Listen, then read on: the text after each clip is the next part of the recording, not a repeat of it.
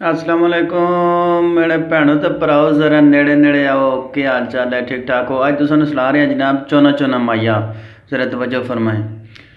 ओ कद सजना दा छोटाई, ओ कद सजना दा छोटाई,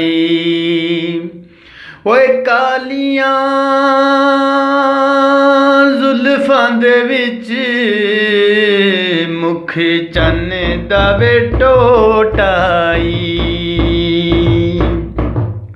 ओ कालियां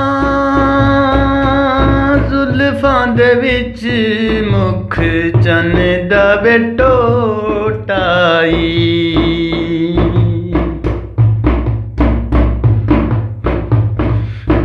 उम्मीद करता हूँ दोस्तों वीडियो आपको पसंद आई होगी। अगर पसंद आई है तो लाइक शेयर कमेंट कर देना।